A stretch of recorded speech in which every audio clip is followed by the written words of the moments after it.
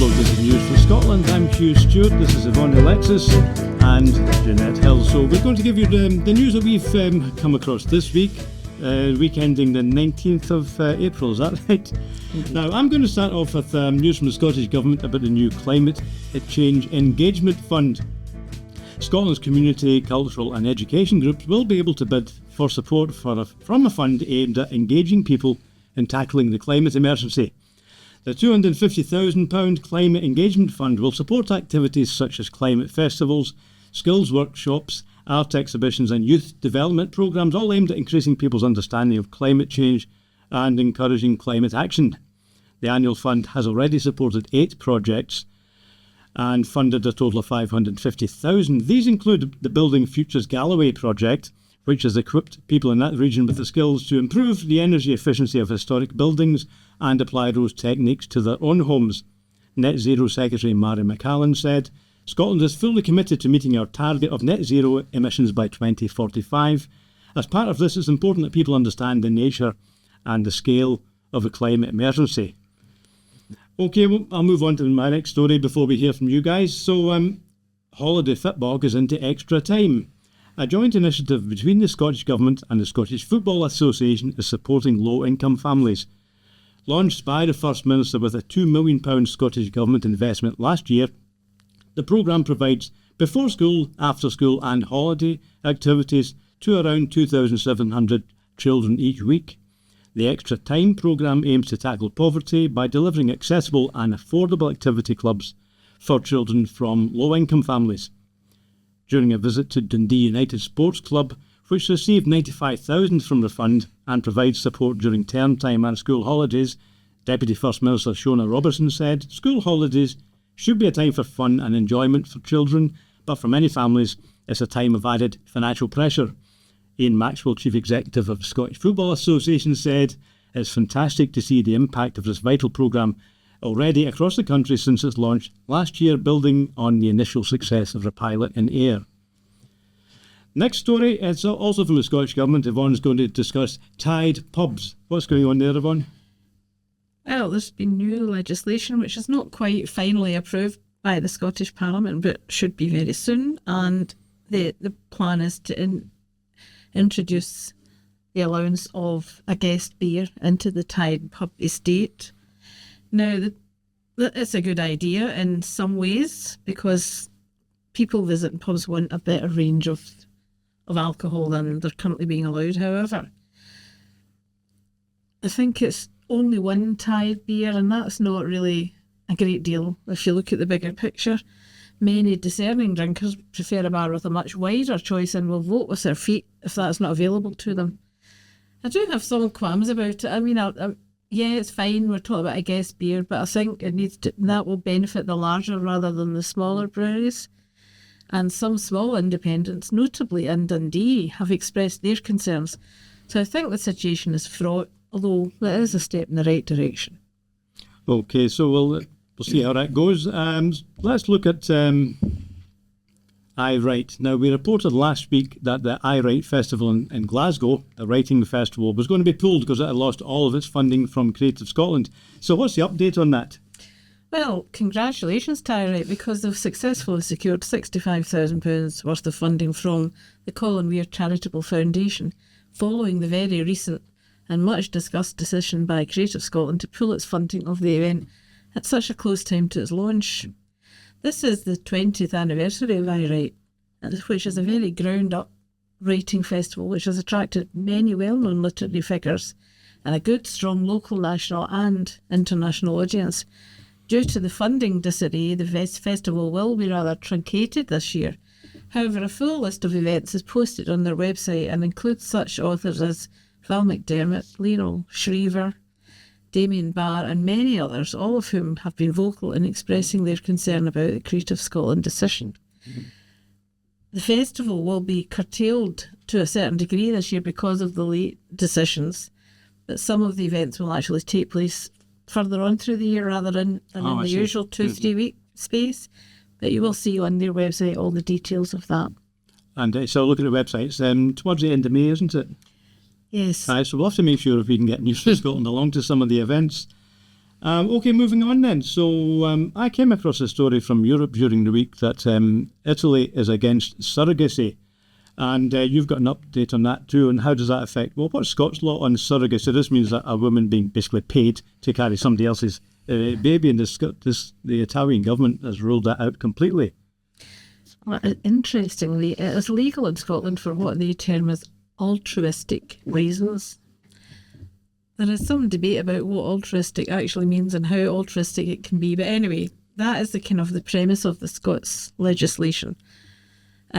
Italy is very against it. It's seen as a right-wing thing. I have my own views on this whole surrogacy thing because I think, first of all, everyone doesn't have the right to have a child. They may wish to have one, but they don't have the right to have one.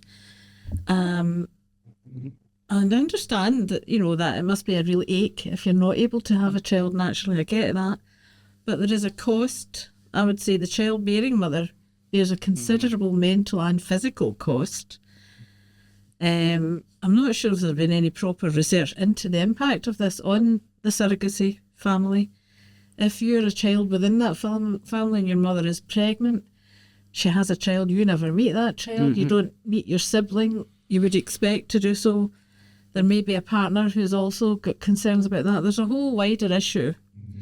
There's the issue of the payments, which I think, supposedly in legislation, you're only allowed to be paid expenses. Right, yeah. What constitutes expenses? Legitimate expenses. So it's not to be a job. Right? No, it's not a job. But if you've got, if you develop a mental health issue or a physical health issue because you're maybe being a surrogate for more than one child, there is a cost. There is a physical cost to that. And also it must affect the dynamic of the family where the child comes into. If the father has supplied the seed, let's call it that, because that's what it is, then the female partner isn't part of that process. There might be some resentments, even although, yes, it's what is wanted, but, things can be brought up in that. So I think there's more research required into that than is current. And I can understand the Italian approach, or Giorgio Meloni. I can understand her. She's been very hard about it, and I get that, but I think there should be a wider debate and it should be more nuanced. Yes, well, maybe she wasn't nuanced at all. She said it's children for sale, and she's completely against that. Well, maybe we'll discuss that later on. Now, we're going to hear from Jeanette in a few minutes, but you've put me down for the next story, so just take it easy for a couple of minutes then. Now, also in Europe, we heard last week that the European Parliament narrowly backed new proposals to update the continent's welcome for thousands of asylum seekers or immigrants arriving mainly from the Mediterranean. The huge increase in arrivals in recent years has mainly been handled by Italy, Greece or Malta. But the new pact sees responsibility for new arrivals being shared among the EU 27. The pact talks about mandatory solidarity. But Poland and Hungary are not happy at all. They see it as an attack on their sovereignty. The main ideas of a new system are a new information database with biometrics to be used in common throughout all 27 member states, as is the new asylum procedure, which will not permit entry to anyone who comes from countries regarded to be not dangerous, or if the applicant presents with false or misleading information. And as for a mandatory solidarity, the country must each country has to accept a certain quota, but if they don't, they pay a fee towards those who do of €20,000 per migrant turned down. So that's a mandatory part of it. Ylva Johansson, the EU Commissioner, says that the new regulation will allow for better EU border protection and also be good for the vulnerable, while swiftly returning those not entitled to stay. The new rules are a result of years of negotiation, and they may bring Europe together in a united policy on immigration and an attempt to avoid criticism from both the political right and the political left. But critics on both sides don't sound satisfied. Incidentally, the EU is rushing to get measures like this through because the final session of the EU Parliament has just begun, and that breaks up at the end of this month, I think, and then they move on to the European elections at the start of June. Okay, let's back to Scotland now, and we've had a couple of opinion polls recently. Jeanette, what's the latest?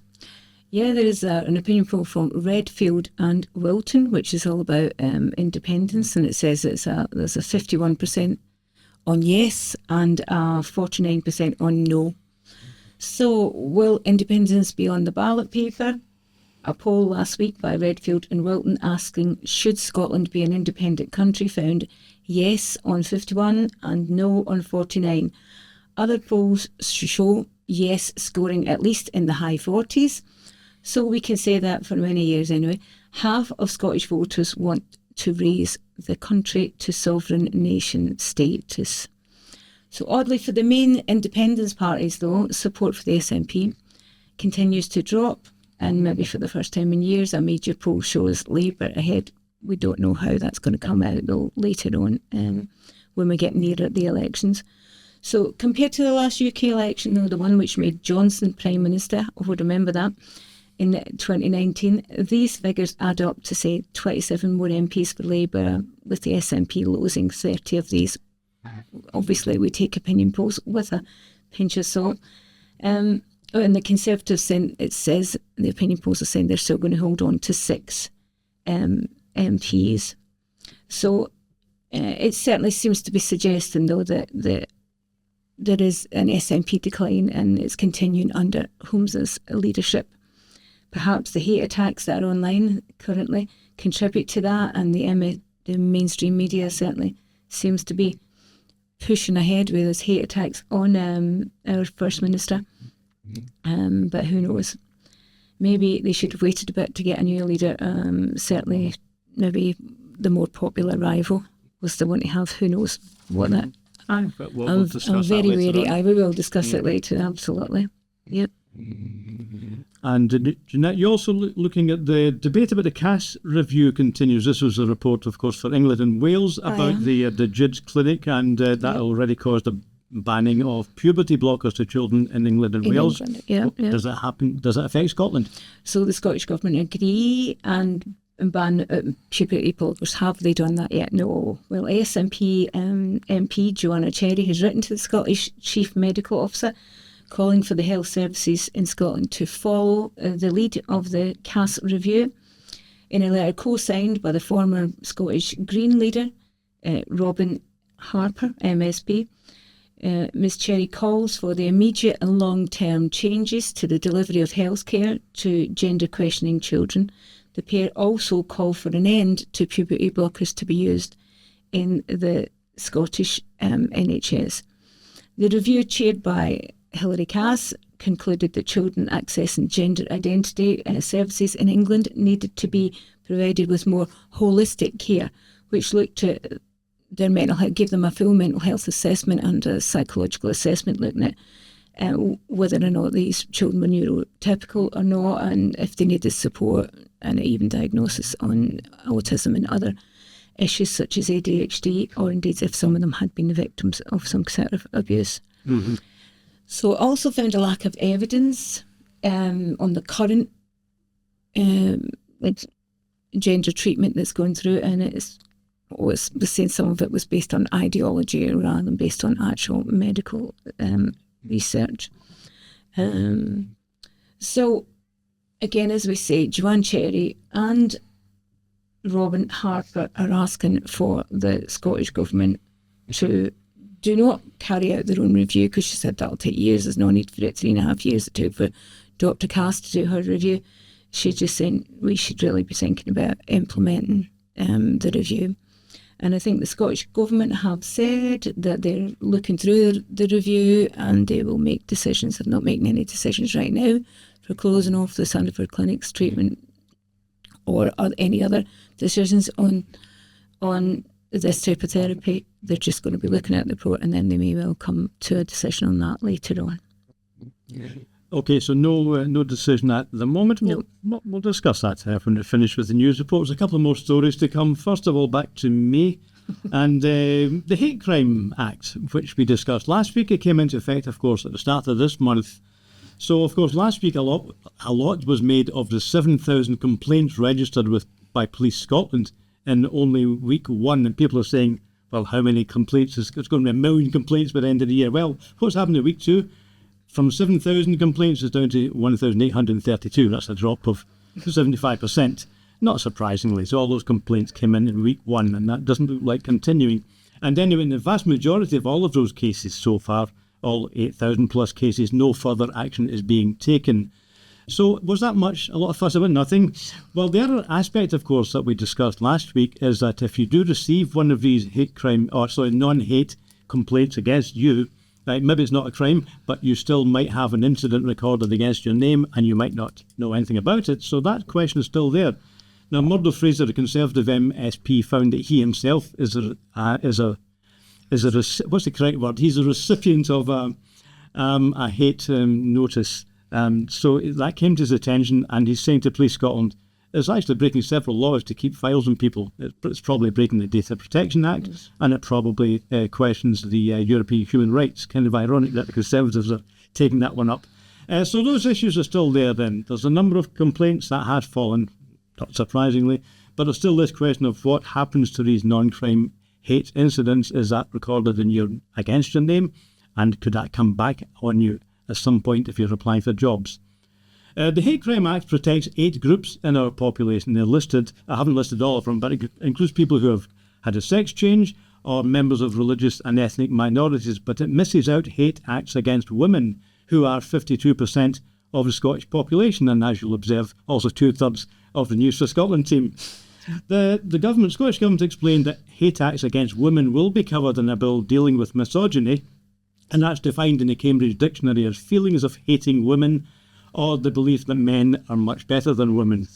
The bill will presumably draw on the report of Baroness Helena Kennedy, which she researched and presented to the Scottish Government in 2022.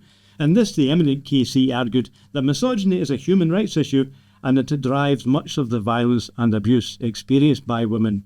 The report recommends the creation of a new offence of stirring up hatred against women or of issuing threats, invoking rape or sexual assault or disfigurement of women, whether online or offline.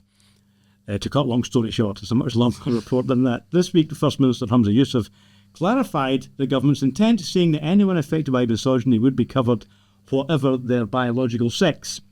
Some women's groups have complained that trans women will have more rights than actual women, as they will be protected by 2 Scottish laws. There's no timetable for a new law yet, although the government aims to introduce a bill during the current parliamentary term, which runs out in the spring of 2026. OK, now let's look at Scotland and Britain's stance on nuclear weapons. Over to Jeanette. So I've been a wee bit frightened recently because, we've been bandied about accidentally. Got the cover of the Daily Mirror, I think it was, the other day. And it's saying we're on the brink of nuclear war between Iran and Israel. So in Scotland, we've been thinking about that for quite a while, haven't we, really? For a whole variety of reasons. Excuse me, my laptop jumped out. Okay, as it does. Just give me 2 seconds. So, yes, so Israel, of course, is a nuclear threat. Of course, Iran isn't. I thought Iran. Iran is. Iran does not have nuclear weapons. Doesn't it? Doesn't it? No. I thought it did. No, they've got some nuclear plants, but they're not capable of making a bomb. Isn't it that we don't know if they've got them or not? Anyway. Well, they haven't told me, but that's what we hear. Who knows?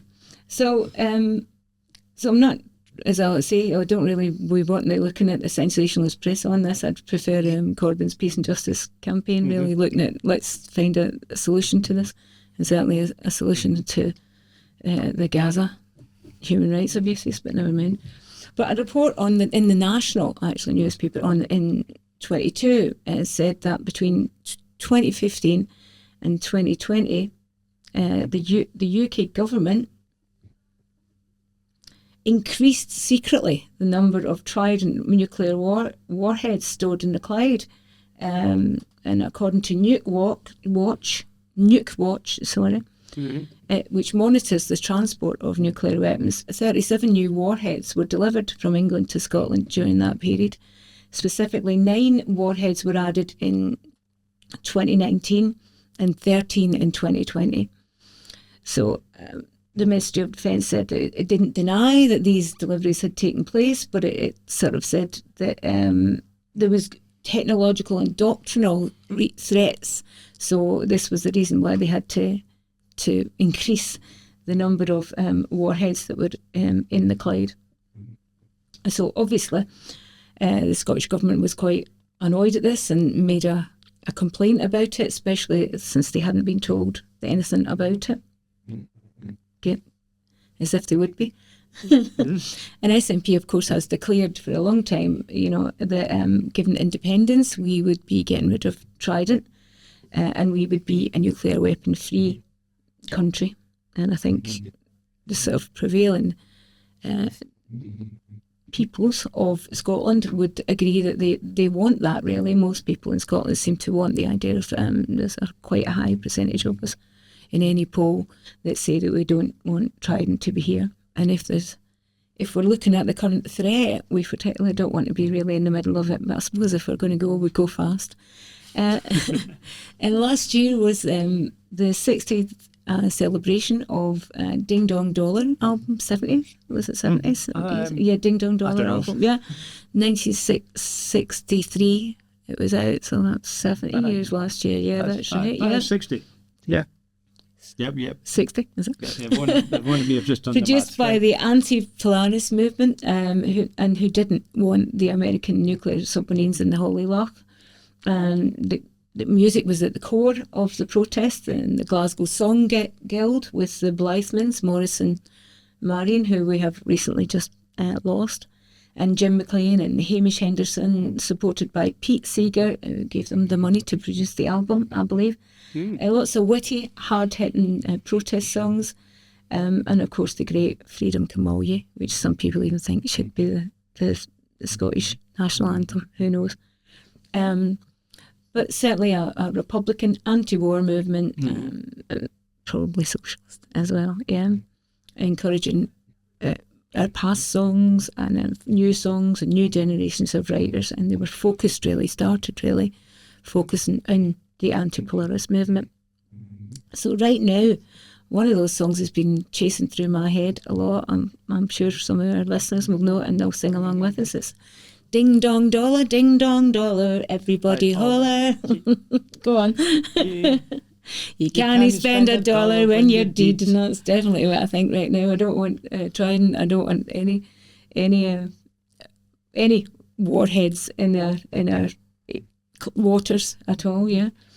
So, and Believe in Scotland, the umbrella organisation representing 142 local yes groups, are having a demonstration on Saturday, pro-independence, but there'll be lots of anti-nuclear weapons people out there, and they'll be singing the songs and waving the flags for a nuclear-free Scotland as well. And they're having an independence weekend, actually. Saturday's the rally from Kelvin Way to George Square, and if you go on the Believe in Scotland Facebook page, they'll tell you exactly when and where.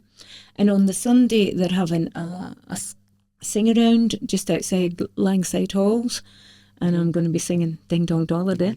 And we'll be singing Freedom Come Ye and lots of other songs celebrating independence. Well, are we asking for?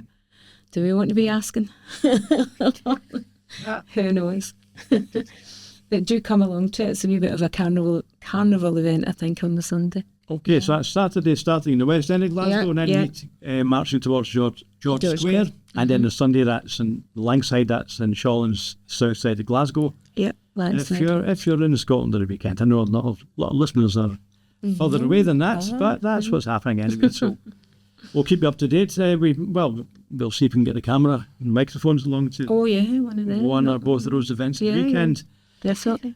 And now we're trying to cover the whole of Scotland. I was in Edinburgh last week looking at some of the events, some of the demonstrations against Israel's attack in Gaza last week. And Jeanette, you've been in the southwest, Dumfries and Galloway. Yeah. And I just want to talk a little bit about Kirkcudbright Farmers Market. Do you remember that famous song by Mark McGinn? The wee Kirkcudbright centipede, that's the one. Dancing centipede, that's how people think of us, what they think of when they think of Kirkcudbright. So the Dumfries and Galloway is a wonderful little town, and in Dumfries and Galloway, it's a wonderful little town called Kirkcudbright. And most tourists that come to Scotland, they head up to the Highlands, don't they? You know, whether they're trying to find Jamie from Outlanders, I'm not very sure. But there is this sort of attraction of going to the Highlands, that's where we go. But really, think about going to Dumfries and Galloway. It's a wonderful part of the world, it certainly is. It's got mountains and fabulous beaches and cold lochs and all sorts of stuff like that, and fertile farmlands and all sorts of stuff that is worth having a look at. Lots of tourists also trek east, don't they, to the borders and up that way, and they go to our capital city, Edinburgh, which is indeed a fine place, all Greeky. It's got history and culture and array of cafes and bars and all sorts of art and stuff for you to see. It certainly has. But I would argue, like the Pet Shop Boys, go west, have a wee look, at our southwest, Dumfries and Galloway, or Stewarty, to be more precise. That's where Kirkcudbright is, I think. It's got wonderful woodland beaches and, of course, woodland walks and fabulous beaches, but it's also got that magnificent dark skies patch. Fabulous if you're a stargazer. Yeah. Yeah, is that in the Galloway Forest? It is. It's very near it. It's right next to the there's loads of dark sky patches round about Kirkcudbright. Yeah. It's been a royal borough since 1455. That's not the Hanoverians, though. That's a different set of royals that made it a royal borough. And it lies southwest of Castle Douglas and Dalbeattie, two other great places to visit. It's on the River Dee, 4 miles from the Irish Sea. It has a toll booth, a Broughton House, lots of. It is known for being an artist town, museums, a castle, harbour, working fishing harbour, as well as a marina, and you get some beautiful fresh fish there as well, I would say, definitely. And on that, you can get lots of stuff actually, like the farmers market. The next one is the last Sunday in April. It started up again in March. And that's where you get all your local produce from, lots of local producers. Like, what's it? It's Annie's the Bakers, I think she's called Annie's Bakers. Wonderful, amazing cakes. Like, I need some, but they're utterly amazing. And there's fabulous cheeses. I think it's called the Damn Fine Cheese Company, which is fabulous. And it is indeed damn fine. Yep. Annette's Baking, that's what it is, not Annie. Annette's Baking. There's the Annan Water, which does fantastic mutton pies from their farms straight to the oven, I suppose, and then to the marketplace. Yeah, wonderful. And of course, there's also lots of craft beers, craft cider, craft gin there, and we're fabulous for making gin here in Scotland. We're not just whiskey that we import. We're one of the biggest, I suppose, one of the biggest exporters of gin, I believe. Are we? I think so. Well, a lot of Scottish brewers or distillers do make gin as well. It might not be clear in the bottle. It might say London gin or something like that. That's what probably came from here. We made it in the first place. So I would say get down to Kirkcudbright and sample it. Don't just go on the trip to Edinburgh or the classic trip up to Oban. Get down to Dumfries and Galloway and have a look around there. You might not meet Jamie. Oh, I wish I'd written that book. All those books. Put a lot of money in that one, wasn't it? Well, let's have a few minutes to discuss. I don't know how long we've been blethering today, actually. I don't know how long maybe you could put a kettle on now and we'll just have a chat for 10 minutes or so on some of those topics. I wanted to ask you guys, first of all, about Susan Aiken, Glasgow Council leaders. So she actually said last week in the papers that she thinks, go back to Ayrite, she thinks that wouldn't have happened in Edinburgh. If it had been a book festival in Edinburgh, this Creative Scotland would not have pulled the funding with a few weeks to go. She's saying Glasgow, what's the word, punches above its weight and cultural events with very little help from the creative sector, which she says is biased towards Edinburgh. That's what she said. Reasonable, do you think? I think it's perfectly likely, yes. I mean, I would think, we hear about the Edinburgh Festival all the time, or the Fringe, but you don't hear so much in the wider media about Ayrite. It seems to come across as a much more localised event. Mm-hmm. Although, as I was saying earlier on, there's plenty of people come to Ayrite from all over the world, in fact, but including the authors, who are very supportive and have been very vocal about that. Yeah. And very well-known authors as well. So I think, yes, there is certainly, not that I wish to say anything at all wrong with it. But Glasgow is a very cultural, literary place, Yeah. and I think we deserve better. Well, Glasgow, and you're including Paisley in that, of course. You know. Well, of course. Well, 200 years ago, Paisley was You've been the a Paisley centre boy. of culture. That's just a coincidence. It just happens to be the case. Paisley was just full of poets. Every other weaver was a poet in the times of Robert Tannahill. My favourite Scottish singer is from Paisley, Jerry Rafferty. Right. Of course, aye. So, yeah. So let's not forget the West when it comes to some arts funding. Although, can I just say that the rest of Scotland might say there's a lot of funding goes to the Central Belt and not enough goes to, if you try and tour a place, say up to Shetlands or other more remote areas, I feel like, of Scotland, there is a great deal of difficulty getting funding to take place to other places. So It's a real shame, actually. Yeah. Remember the 784 company used to go up and down all over, just in a little bus or something. And they toured, the Cheviot, the Stag and the Black. they did.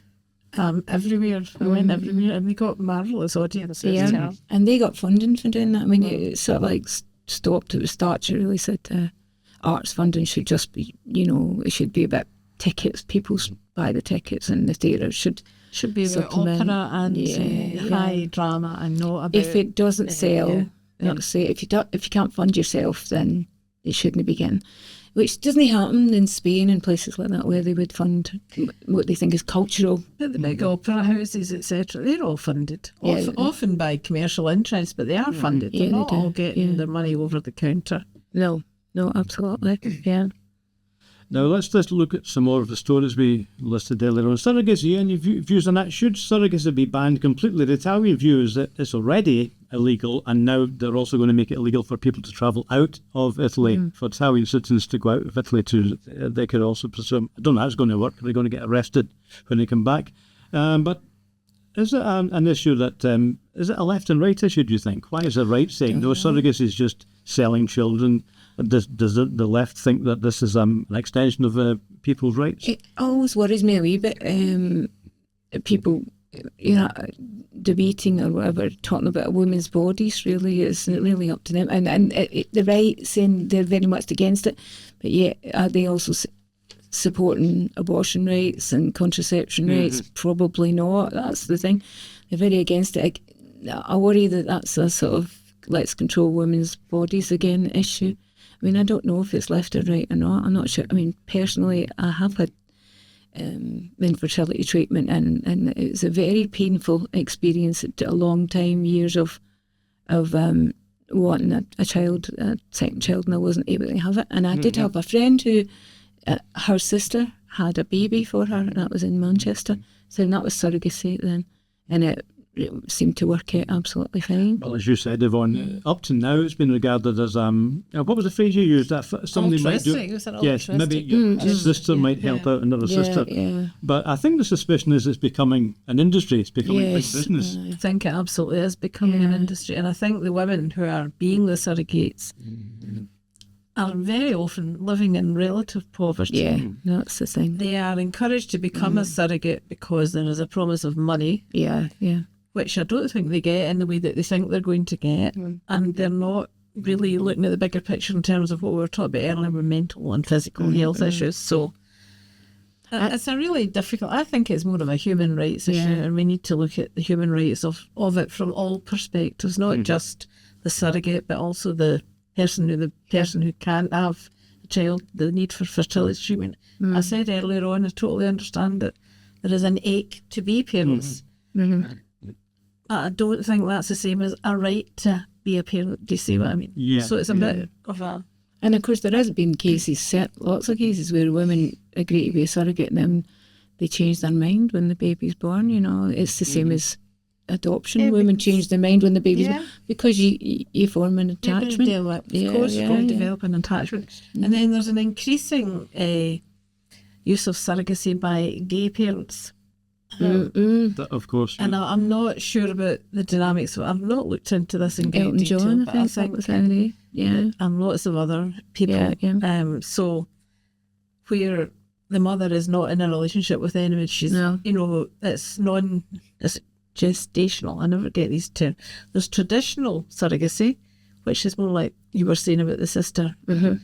and there's gestational surrogacy where it's all done in some technical way that I don't entirely understand. Well, I think then they implant it, and that's actually happened to that sister. It was an egg from her sister, and then sperm from our partner, and that was implanted into her. So it's a big issue, and I think it needs to be looked at in a wider way, and not in a kind of right-left way. I think it needs to be looked at in terms of the needs of the different people involved in the process. Although I think I could see the right wing taking it, and it's more like, to me, it's just another way of controlling women's bodies, saying what they can do and what they can't do. But absolutely right, it's poor women that are choosing to do it for, like, there's poor women that choose prostitution, there's poor women that choose a whole variety of different things. I'm not sure that choosing is really the right word. It's not the right word. That's right. It's like we really need the money. If I have a baby, they'll give me thousands of pounds. Absolutely. Or that's what these women are getting told. And then when push comes to shove, I think what happens is,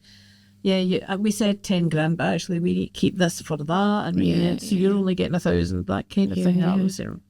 So I raised it anyway because I found it in the news this week. There isn't actually any discussion in the Scottish Parliament about that.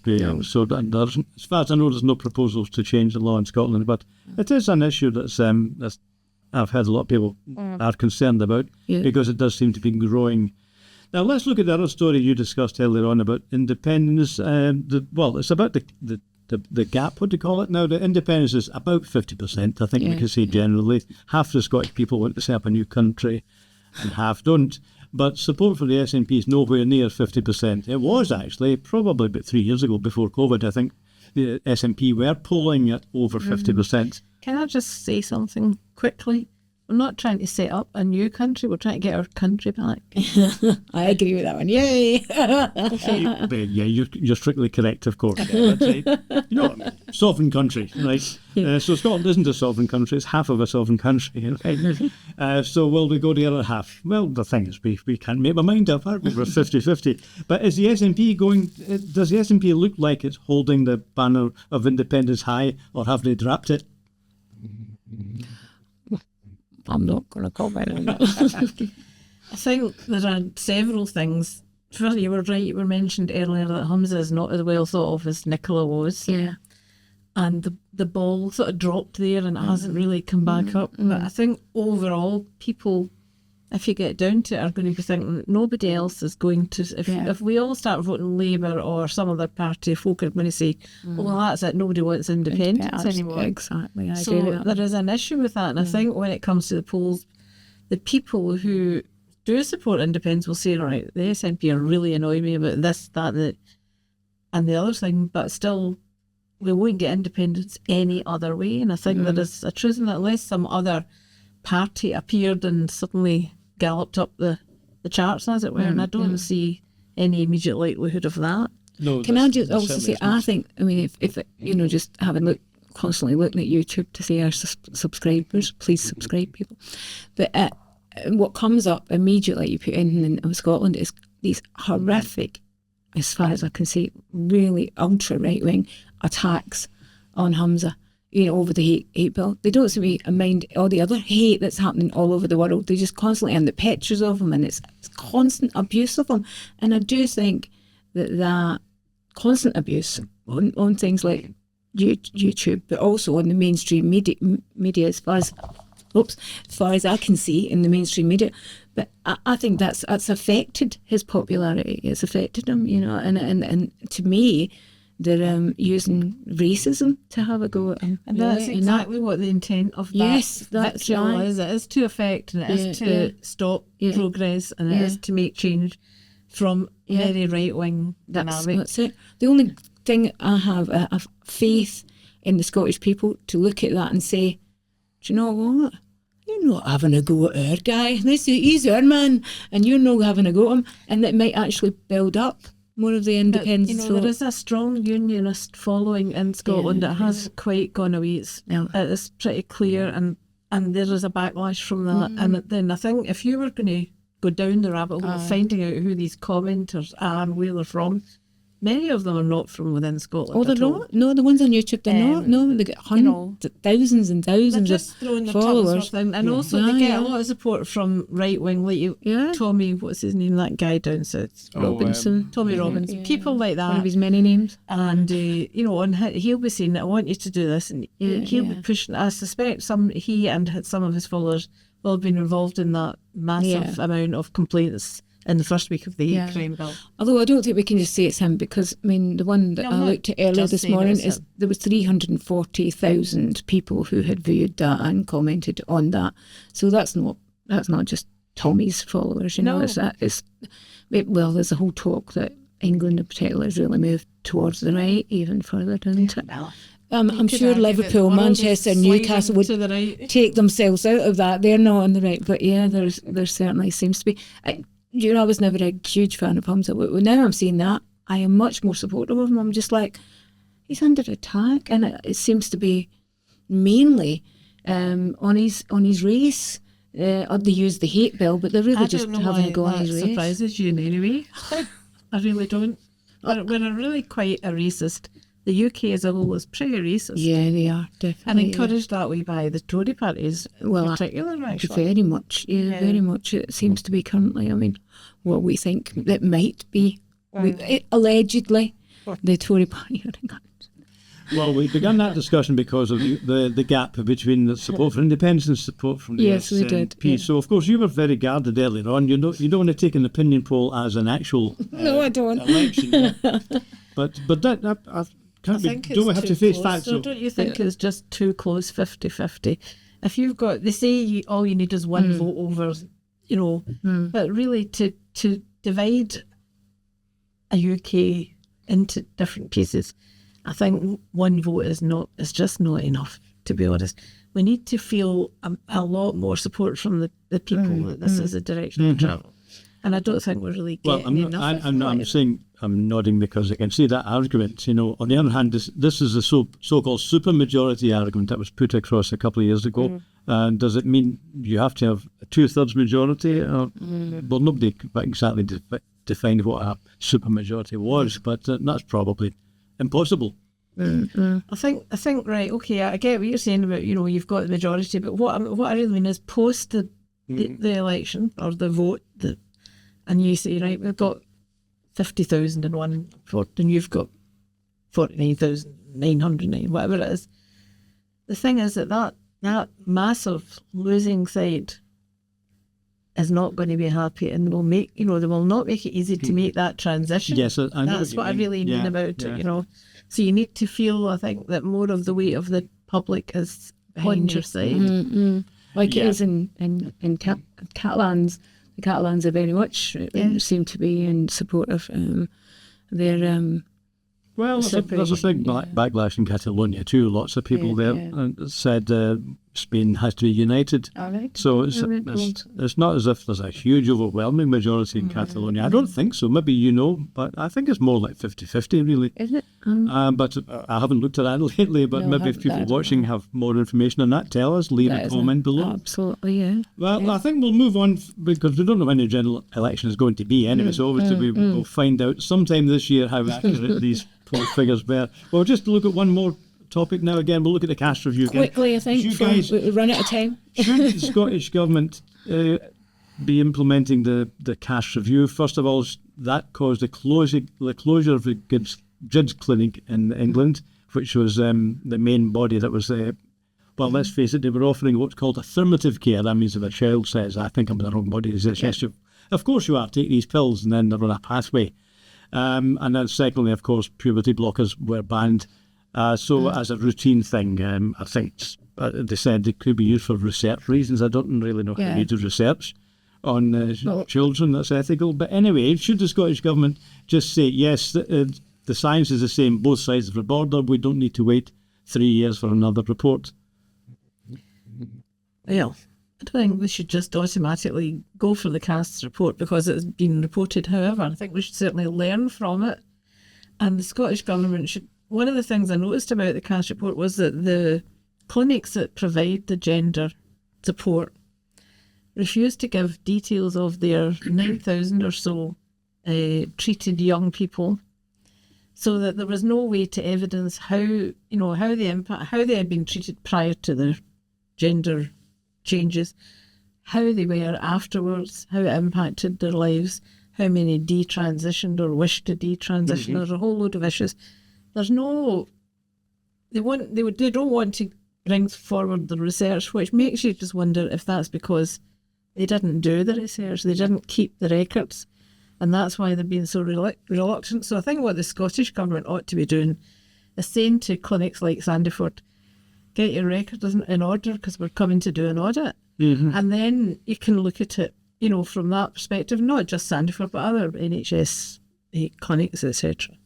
So this will be discussed after we've recorded this show in the Parliament. I'm pretty sure it's going to come up tomorrow. I think it's First Minister's questions.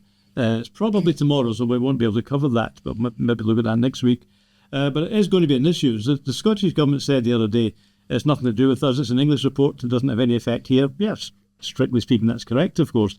But it is an issue. It's already been brought up in the Scottish Parliament this week, and it will be again tomorrow. So does the Scottish Government have to make a stand? Have to declare their policy? Or is it good enough for them just to say, it's nothing to do with us? Let's let them discuss it, and then we'll talk about that again. Okay, and also like what people watching think as well. Now, I forgot to check when you started, right? So we had a wee tiny, we had a little bit that I put on Facebook because there was a report. There was a report by, it was in the Edinburgh Live, I think, or Edinburgh Review, by a Edinburgh student who was told that our voice was too rough, our spoken voice was too rough, and she had to change it, and she obviously was annoyed at that and quite rightly said she wasn't going to change the way she spoke. And so we had a wee debate on that on Facebook with many of our followers, and it was great. Lots of people said about how the Scottish accent is all over, it changes all over Scotland, but it's often attracts that response that somehow or other the way we speak isn't right. And actually wonderfully also the Dumfries and Galloway marker, Susie Briggs. That's her name, Susie Briggs. That's it. Has agreed to speak to us. She's got time a week on Monday, so she's going to talk to us. And she does lots of storytelling and poetry, going around the schools, sort of pulling back, if you like, the Dumfries and Galloway, old Scots really, into and the Dumfries and Galloway accent stuff. So she's going to do some stuff for us in that. But also we're asking folk if you do a little a video.